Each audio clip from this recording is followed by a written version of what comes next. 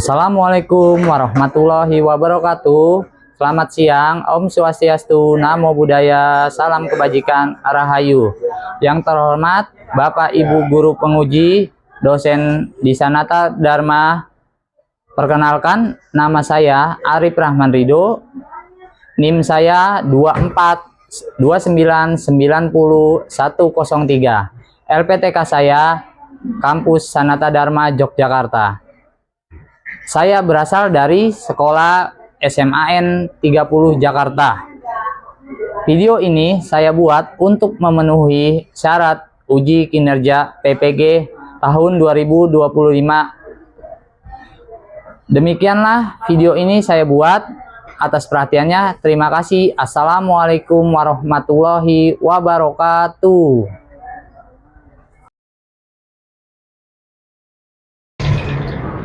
Halo, selamat pagi semua. Pagi, Pak. Oke, ya kita ketemu lagi di pembelajaran sejarah semester pertama ya, di kelas yang berbeda, di mana pada saat ini kalian sudah kelas 11 ya. Oke, nah sebelum memasuki pelajaran, ya alangkah baiknya kita berdoa nih, agar apa yang kita pelajari itu dapat bermanfaat kelak di masa kita yang akan datang. Oke, ketua kelasnya Juan, silakan dipimpin doanya. Iya. Baiklah, sebelum kita belajar, sebelumnya kita berdoa dimulai.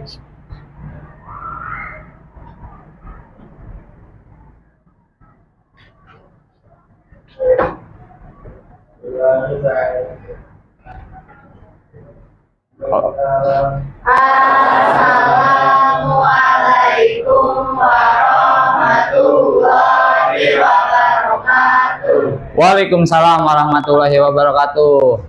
Nah, kita ini sekarang sudah kelas 11 ya, Nak ya. Oke, jadi bagaimana kita belajar itu harus ditingkatkan lagi, ya. Kita tingkatkan lagi seperti layaknya kita naik tingkat. Nah, sebelum kita masuk pembelajaran, saya mau absen dulu nih, biar saya tahu siapa saja yang nggak masuk. Adelio Winil. Hadir, Pak. Oke, Ahmad Jibril. Kemana Ahmad Jibril? Tadi dia ada urusan, Pak. Oh, izin ya. Oke, nah hari ini kita mau belajar apa nih? Oke, sejarah ya. Kalau kita belajar sejarah, kita pasti sudah tahu ya, sudah pelajaran yang sudah kita lakukan ya dari zaman kita SD, betul? Betul. Nah, sebenarnya saya hanya melanjutkan apa yang telah kalian pelajari. Nah, materi yang mau kita pelajari apa sih di kelas 11 ini? Yuk. Kolonialisme dan imperialisme.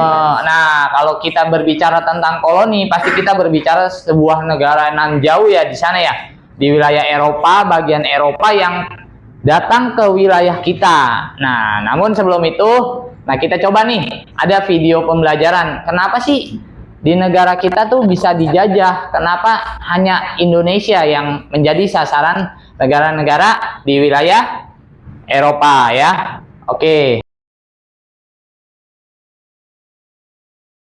Nah, ini videonya ya. Coba diperhatikan. Nanti kalau misalkan ada yang kalian tidak tahu, bisa ditanyakan. Tiap kali kita dengar kata penjajah, yang ada di bayangan kita pasti sosok berkulit putih berhidung mancung dan berkumis tebal. Ya, itu karena 5 dari 6 diantaranya berasal dari benua Eropa. Tapi pertanyaannya, kenapa kebanyakan bangsa Eropa yang nyatanya bukan cuma menjajah kita, tapi bahkan hampir seluruh dunia? Dan kenapa bukan kita yang menjajah? Oke, kita mulai jawabannya dengan mundur dari 500 tahun belakang. Jadi ceritanya semua hidup tenang. Bangsa Eropa dan Asia duduk berdampingan. Pasokan rempah yang dikirim pedagang lewat jalur sutra pun lancar jaya.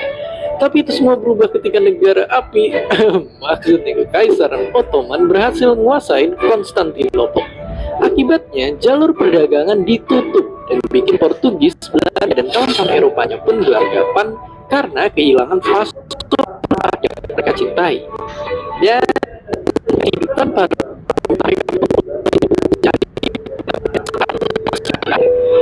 kolonialisme dimulai, dan sisanya ada sejarah. Tapi tidak menjawab pertanyaan, kenapa bangsa Eropa, kenapa bukan bangsa lainnya? Dan bukan cuma ngejajah Nusantara, tapi mereka juga pernah nguasain hampir satu dunia. Lihat aja dari ratusan negara di dunia, cuma ada 5 negara yang gak pernah didudukin, dikuasain atau dipengaruhin sama orang benua biru. Gila banget. Nah, kalau disimpulin, ternyata dari banyak faktor lainnya bisa dibilang ada satu dugaan penyebab besar, yaitu adalah faktor geografis. Ya, menurut orang ini, dataran Eropa bisa dibilang jadi tanah yang beruntung berkat sumber pertanian dan peternakan yang melimpah, yang bikin mereka beralih dari zaman berburu dan meramu menjadi bercocok tanam dan beternak. Nggak cuma itu, di Eropa tekanan kompetisi politik di sana itu kuat banget. Eropa selalu penuh dengan persaingan-persaingan sengit kerajaan dan penguasa. Itu yang bikin teknologi persenjataan berkembang lebih pesat hingga akhirnya mendominasi dengan misiu. Dari sana juga mereka bisa berlayar ribuan kilometer jauhnya ke berbagai penjuru dunia untuk berdagang lalu menguasai peradaban lainnya. Oke, kalau disimpulin nggak kayak Indonesia yang relatif lebih adem ayem, kondisi geografis dan kompetisi politik orang Eropa bikin mereka berkembang, menjelajah, dan pada akhirnya menjajah. Sekarang, nguasain wilayah negara lain memang udah gak zaman, tapi yang jelas meski udah bukan zaman kolonial, berjuang itu mesti tetap dilakuin agar kita nggak jadi bangsa yang tertinggal. Agar kita bisa jadi pahlawan untuk bangsa sendiri. Selamat Hari Pahlawan. Dan seperti biasa, terima kasih. Terima kasih udah nonton Kok Bisa. Punya pertanyaan lagi? Tulis aja di kolom komentar di bawah. Keep asking and stay curious. Oke, nah kita sudah menyaksikan nih. Coba saya mau nanya deh, apa sih yang kalian rasakan setelah kalian menonton video tersebut? Apa makna yang terkandung dalam video tersebut? Coba, ada yang bisa jawab? Yuk, coba Kayla. Kenapa bisa kok Indonesia aja yang dijajah, sedangkan negara tetangga kayak Thailand ya tadi ya, kemudian Jepang, Korea, Liberia itu nggak dijajah? Kenapa sih? Karena kalau di Thailand itu kan mereka kan ada yang namanya demarkasi. Oh, oke, betul ya. Karena ada wilayah yang namanya garis demarkasi. Tahu nggak garis demarkasi itu apa? Tidak boleh jiwa. Oke, tidak boleh dilewati oleh para penjajah yang menjadikan wilayah tersebut tuh nggak bisa dijajah. Nah, kenapa nggak bisa dijajah? Karena menjadi daerah teritorial yang tidak boleh ya penjajah itu masuk atau melewati batas ya. Nah, oke, kita lanjut ya. Kita masuk ke bab selanjutnya. Nah, kita sudah mempelajari sejarah di semester atau di kelas 10 ya. Yaitu tentang apa? Ada yang tahu? Yang kelas 10 masih inget gak pelajarannya apa? Masuknya apa? Kerajaan-kerajaan ke wilayah Indonesia. Entah itu kerajaan Hindu maupun Islam. Betul ya, Hindu, Buddha, dan Islam. Nah, masa periode ini, kolonialisme dan imperialisme ini adalah sebenarnya masa kerajaan Islam. Nah, namun diambil dari konteks penjajahan. Karena kalau kita lihat ya, Islam itu berkuasa sekitar abad keberapa? Kerajaan Islam mulai? Abad keberapa? Oke. Abad keberapa? 14. Betul. Oke, abad ke-14 tuh. Sampai sekitar ke abad 20. Ya. Nah, kita akan belajar tentang koloni. Oke, ada yang tahu nggak sih apa arti tentang kolonialisme dan imperialisme? Yuk, ada yang tahu apa itu koloni ya dan imperialisme?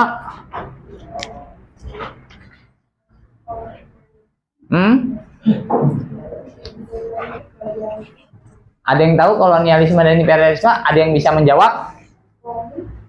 Ayo, Kalisa bisa menjawab? Coba. Kalau kolonial, oh iya, suatu daerah yang dikuasai penjajah. Kalau imperialisme mungkin kayak kerajaan. Imperialisme kayak kerajaan, kalau koloni itu suatu negara yang dikuasai oleh penjajah. Nah, oke. Ada lagi jawaban lain? Apa, Naila? Imperialisme itu kegiatan penjajah memperluas wilayahnya.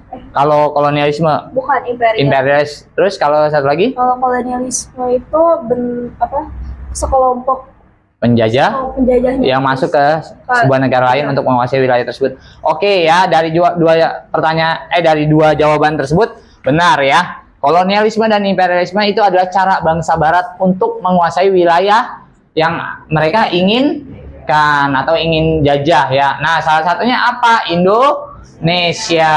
Nah, negara-negara tersebut adalah negara-negara yang notabene tadi kayak kita tonton di video tersebut. Negara yang berkulit putih. Oke, negara berkulit putih yang mau masuk ke wilayah Indonesia. Oke, kalau kita lihat tadi ya, apa sih? Nah, masuk. Oke, nah, coba lihat, perhatikan gambar di depan. Ini gambar apa? Oke, ini pala, ini jahe. Nah, ada gak sih hubungannya tiga gambar tersebut dengan materi kita? Ada. Apa? Coba, Kalisa apa? Oke.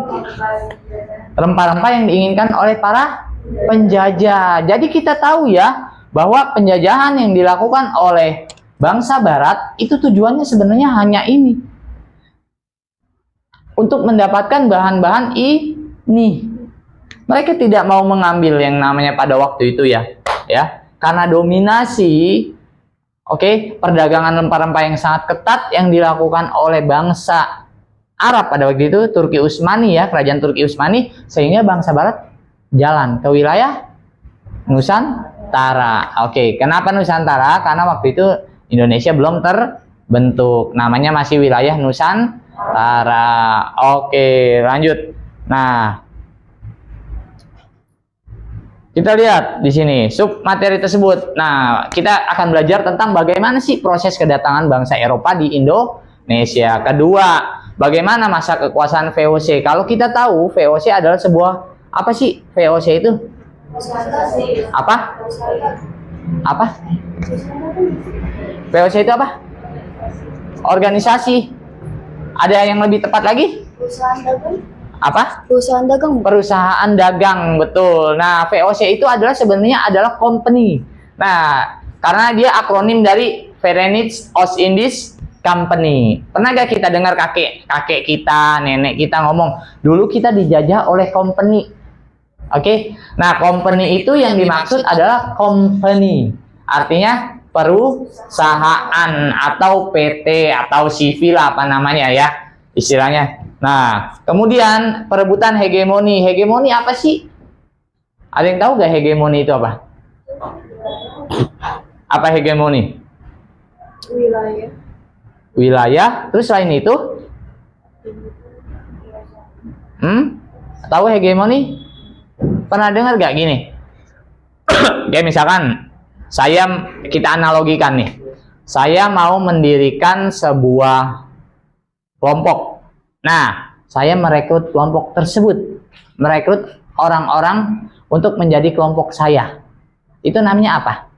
Pengaruh kepemimpinan, dominasi, kekuasaan, dan sebagai suatu negara. Apa? Coba.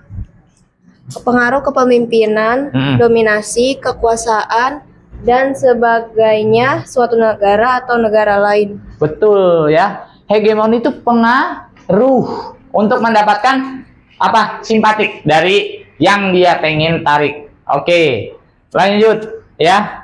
Nah, kita masuk ke materi. Bagaimana sih proses datangnya bangsa Barat atau bangsa-bangsa Eropa ke wilayah Nusantara atau Indonesia ya? Mereka datang ke Indonesia, salah satunya pasti mereka punya motivasi atau keinginan, ya. Sama halnya kita datang ke sebuah tempat, kayak misalkan kita mau ke tempat, oke, kita mau ke Ancol nih, punya motivasi gak atau tujuan? Punya lah ya. Kita datang ke sekolah, kita juga punya pasti yang namanya tujuan, ya. Nah, oke. Nah, kalau kita bicara penjajahan ya, kita pasti punya motivasi ya. Datang ke sebuah tempat, kita pasti punya motivasi. Pasti. Pernah gak sih dengar kalian kalau misalkan kakek nenek kalian pernah kalian dapat cerita bahwa ada gak sih penjajahan di wilayah daerah rumah kalian? Ada gak sih cerita tentang rakyat di wilayah daerah kalian, misalkan kalian berasal dari Jawa Tengah atau dari Kalimantan atau dari mana? Ada nggak sih cerita-cerita seperti itu yang dikembangkan oleh kakek nenek moyang kita dulu? Ada nggak? Ada yang tahu nggak? Contoh misalkan ada yang dari Sumatera, Sumatera Barat. Oke, Sumatera Barat cerita yang terkenal apa? Cerita lokal yang terkenal apa? Malin Kundang ya. Nah, Malin Kundang, kalau kita berbicara tentang Malin Kundang, ada gak sih perbedaan Malin Kundang dengan penjajahan? Ada gak sih? Ya, Malin Kundang itu kenapa bisa dia dikutuk sama ibunya jadi batu? Kenapa seperti itu? Apakah itu benar cerita sejarah atau itu hanya sebuah legenda ya? Ada yang tahu nggak? Itu legenda atau sejarah? Oke, legenda ya, betul itu legenda. Itu hanya sebuah legenda. Nah, lanjut kita masuk ke materi. Motivasi kedatangan bangsa Eropa pertama adalah perkembangan ilmu pengetahuan. Oke, kalau kita berkaca pada negara besar di Eropa, negara kita itu sudah sangat jauh tertinggal. Kenapa negara kita pada waktu itu jauh tertinggal? Karena memang negara kita pada waktu itu masih dalam bentuk kerajaan. Sedangkan negara-negara Eropa sudah berbentuk monarki kerajaan ya. Nah, kenapa mereka datang ke Indonesia? Karena mau ya mengembangkan ilmu pengetahuan yang mereka punya. Dan mereka mengembangkan sebuah teknologi. Salah satunya adalah rasi bintang, ilmu pelayaran. Kemudian mereka membuktikan bahwa benar gak sih teori bahwa bumi itu bulat. Ternyata teori mereka benar nggak? Benar. Coba, saya mau nanya, di kelas ini ada ya nggak yang bisa membuktikan bahwa bumi itu bulat? Coba Zahra. Nih, bisa membuktikan bahwa bumi itu bulat? Dengan cara apa? Pakai kamera 360 derajat. Apa? Coba. Pegang. Jadi aku pernah lihat waktu itu di TikTok ada orang yang membuktikan bahwa bumi itu bulat dengan menggunakan kamera 360 derajat. Oke, itu dengan cara itu. Iya. Nah, betul. Nah, salah satunya dengan cara itu. Kemudian ada lagi nggak selain itu? Coba Naila. Dulu ada Apa? peneliti yang dia tuh pakai kapal dari satu titik buat nyoba ke titik lainnya. Terus ternyata sampai, jadi itu membuktikan kalau misalnya bumi itu bulat. Oke, betul ya. Siapa sih? Ada yang tahu nggak pelayar yang melakukan pelayaran tersebut? Oke, Pythagoras. Terus apa lagi? Siapa lagi? Yang dari bangsa Spanyol? Christopher Columbus. Ya, itu tokonya ya. Oke, nah itulah ya, bahwa benar ilmu pengetahuan itu patut dikembangkan. Kenapa patut dikembangkan? Yaitu agar kita bisa belajar dan kita mendapatkan keilmuan tersebut. Lanjut, setelah itu apa lagi? Jatuhnya Konstantinopel ke tangan Turki Utsmani. Nah, salah satu faktornya adalah jatuhnya Konstantinopel, kerajaan di wilayah Eropa yang jatuh di tangan Turki Utsmani. Sehingga terjadi sebuah dominasi. Dominasi apa? Dominasi perdagangan rempah-rempah yang menyebabkan bangsa Eropa mau nggak mau datang nih. Mau nggak mau datang ke Indonesia. Kemudian mereka mencari di mana sih rempah-rempah yang murah. Ya, daripada mereka harus beli, diperketat tadi sesuai dengan video tersebut, ya diperketat di wilayah Eropa dan akhirnya mereka datang ke wilayah Indonesia. Yang ketiga ada yang tahu nggak apa? Oke, mencari rempah-rempah. Tadi sesuai gambar pertama ya, tujuan pertama adalah mencari rempah-rempah. Rempah-rempah adalah harta yang tidak bisa diganti pada waktu itu. Tidak seperti sekarang. Kalau sekarang kan apa yang kita cari? Ya, emas, batu bara. Kalau dulu karena cuaca ekstrim di wilayah Indonesia, di wilayah Eropa tersebut, akhirnya mereka mencari yang untuk menghangatkan badan mereka. Salah satunya tadi apa? Cengkeh yang menjadi bahan bakar rokok. Kemudian ada jahe yang untuk diminum, biji pala yang untuk dimakan atau diemut ya. Kemudian ada lagi sebenarnya yang dipergunakan untuk sayur mayur kayak kapulaga, kayu manis dan segala macamnya. Nah, kemudian terakhir apa? Gold, glory, gospel. Gold itu apa? Kekayaan. Gold itu bukan emas ya. Sekali lagi kita katakan bahwa gold itu bukan emas, tapi kekayaan. Siapa sih yang datang ke sebuah negara dia nggak nyari kaya? Nggak ada ya. Udah nggak mungkin. Kayak misalkan ya, kita analogikan, saya datang ke sebuah negara, saya bekerja di sana, atau saya mau datang ke sebuah negara tersebut, nggak mungkin saya nggak mau kaya atau mengambil keuntungan dari negara lain. Glory apa? Oke, kejayaan ya, penjajahan ya. Dan terakhir ada gospel. Oke, kalau kita lihat negara kita ada berapa agama sih? Ada 6 ya, 6 agama ya. Nggak mungkin kan agama itu datang sendiri tanpa ada yang membawa. Contoh ya, bangsa Eropa membawa agama apa? Oke, Katolik dan Kristen Protestan. Mereka membawa agama tersebut dan mereka menyebarkan. Salah nggak mereka menyebarkan? Enggak. Karena kenapa? Karena itu bagian dari bentuk penjajahan mereka. Karena kalau kita tahu agama adalah sebuah dogma agar mengekang masyarakat atau manusia untuk agar tidak berbuat jahat. Kayak kita ya, kita itu mayoritas Islam. Harusnya agama itu menjadi benteng kita untuk agar kita ya menjadi apa, pribadi yang lebih baik. Lanjut. Oke, setelah itu ada apa lagi? Nah, proses kedatangan pasti ada ya tokoh-tokoh yang menjadi pelopor. Siapa tokoh pertama? Ada yang tahu? Alfonso de Albuquerque, tanggal 1511 Alfonso de Albuquerque tiba di wilayah Nusantara. Itu 1511 ya. Kita nggak ngebayangin ya kalau 1511 itu udah ada yang namanya bentuk penjajahan ya. Kita udah nggak, kita berpikir bahwa lah kok bisa ya orang datang ke wilayah atau ke sebuah negara yang nan jauh di sana itu menggunakan kapal. Dan itu udah dibuktikan oleh bangsa Barat. Sebenarnya bangsa kita ya juga ada istilah ya, nenek moyangku seorang pelaut ya. Karena kenapa? Karena memang dari dulu kita menggunakan akomodasi laut untuk pengangkutan ya. Pengangkutan apa? Orang, bahan bakar dan segala macam. Lanjut yang kedua, negara apa? Spanyol ya. Nah, Spanyol yaitu 1522 dipimpin oleh Kapten Sebastian Elcano ya. Dan mereka tiba di wilayah Tidore ya. Mereka bersekutu dengan bangsa Tidore untuk melawan bangsa Ternate ya. Kalau kita lihat, Ternate dan Tidore merupakan kerajaan apa sih? Kerajaan Islam ya. Mereka saling tempur ya. Ketika mereka saling tempur, apa yang didapatkan oleh bangsa lain? Yaitu perpecahan.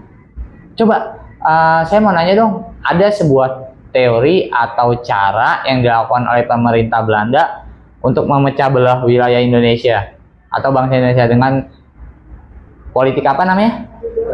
Adu domba. Oke, dalam bahasa Belandanya apa? Divide et impera. Betul. Divide et impera adalah sebuah ya, sebuah apa? Sebuah politik yang digunakan oleh pemerintah Belanda untuk melakukan penjajahan. Yuk, ada yang mau nanya? Atau kita langsung ke dalam bentuk diskusi kelompok ya. Nah, di sini udah saya bagi ya. Kelompoknya ada berapa? Ada 6 kelompok ya. Oke, ada 6 kelompok ya. Coba nih, masing-masing dari kalian ya, untuk diskusi tentang satu. Dicatat ya. Coba. Yuk. Dicatat diskusinya, yaitu pertama, nanti kita presentasikan ya. Masing-masing kelompok akan saya suruh maju untuk presentasi ya.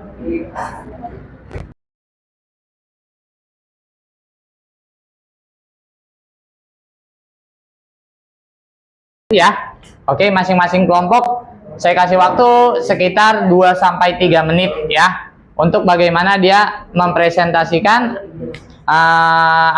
hasil diskusi kalian ya. Oke, kelompoknya Keila ya. Silakan Keila.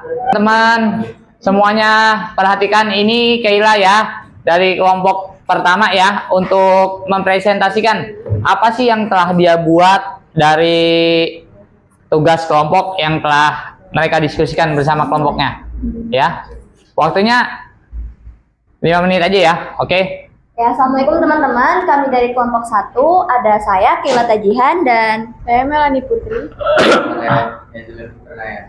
jadi untuk soal pertama ini kita ngambil bangsa Portugis.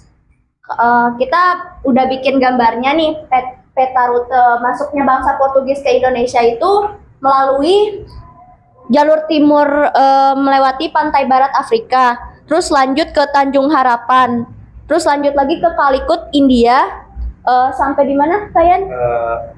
Selat Malaka. Ya, yang ini Selat Malakanya. Tahu Selat Malaka itu di mana? Ada yang tahu? Lanjutin penjelasannya. Coba Gendis tahu Selat Malaka itu di mana?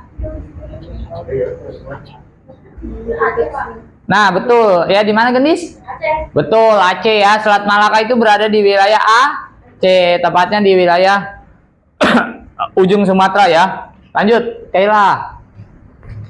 Untuk soal nomor 2 ini, kenapa bangsa Portugis disebut dengan bangsa pelopor? Karena bangsa Portugis itu bangsa Eropa yang paling pertama berhasil mencapai ke Kepulauan Nusantara melalui jalur laut.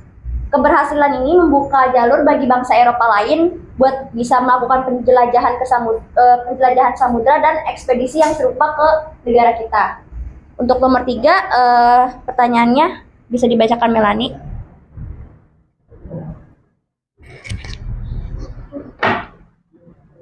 Oke, untuk yang nomor 3 itu kan bagaimana perubahan pola tanam kolonialisme di Nusantara.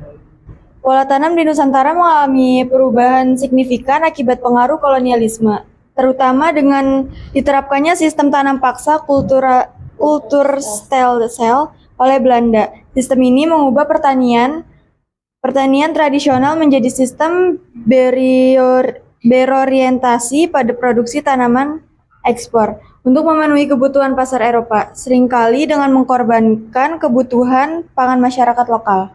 Oke, tepuk tangan untuk kelompok ini semua. Ya. Ya, nah, mereka telah mempresentasikan apa yang menjadi bahan diskusi mereka ya. Nah, silakan, ada yang mau bertanya sama kelompok ini? Kalau nggak ada, kita lanjut ke kelompok berikutnya ya. Silakan Keila. Kalau udah nggak ada yang bertanya lagi, izinkan kami menutup presentasi dari kami. Mohon maaf jika ada salah kata. Wassalamualaikum warahmatullahi wabarakatuh. Waalaikumsalam warahmatullahi wabarakatuh. Oke ya. Nah, sebelum lanjut ke kelompok berikutnya, kita coba ice breaking dulu yuk, biar nge-refresh kita. Dari tadi kita belajar mulu. Yuk, coba bangun semua. Coba kita mulai. Batik, batuk, batik, botak. Oke, batuk, batik, botak, batik, batuk. Oke, kita tepuk tangan untuk kita semua. Nah, sudah 6 kelompok ya yang maju. Nah, dari hasil diskusi kita yang tadi, yaitu dengan tema kolonialisme dan imperialisme. Oke, sebelum saya menutup pembelajaran hari ini, saya mau ngadain proses nih. Nah, di antara kalian ada gak sih yang bisa ngejawab apa yang telah kita pelajari tadi ya, kesimpulan dari materi yang telah kita pelajari tadi. Contoh misalkan pertama, oke, kalau bisa jawab tunjuk tangan ya. Oke, pertama nih, negara yang pertama kali tiba di wilayah Nusantara itu negara mana? Oke, Juan. Portugis, Pak. Portugis, oke, tepuk tangan. Lanjut ya. Nih, ayo. Berarti Juan paham ya. Lanjut, yang kedua, tokoh yang mempelopori penjelajahan samudra siapa? Oke, Gandis. Alfonso del Buktes. Oke, ayo Keila apa? Alfonso? Albuquerque. Oke, betul, Alfonso dan Albuquerque. Oke, tepuk tangan untuk kita semua. Oke ya teman-teman, ya semua anak-anakku ya. Terima kasih untuk pembelajaran hari ini. Semoga apa yang kita pelajari itu dapat bermanfaat kelak di masa yang akan datang, dan kita bisa belajar ya apa sih makna dari kolonialisme dan imperialisme, supaya kita itu bisa melanjutkan perjuangan bangsa Indonesia dengan cara yang berbeda, yaitu dengan cara kita belajar ya. Oke. Cukup sekian dari saya. Billahi fisabilil haq, fastabiqul khairat. Wassalamualaikum warahmatullahi wabarakatuh.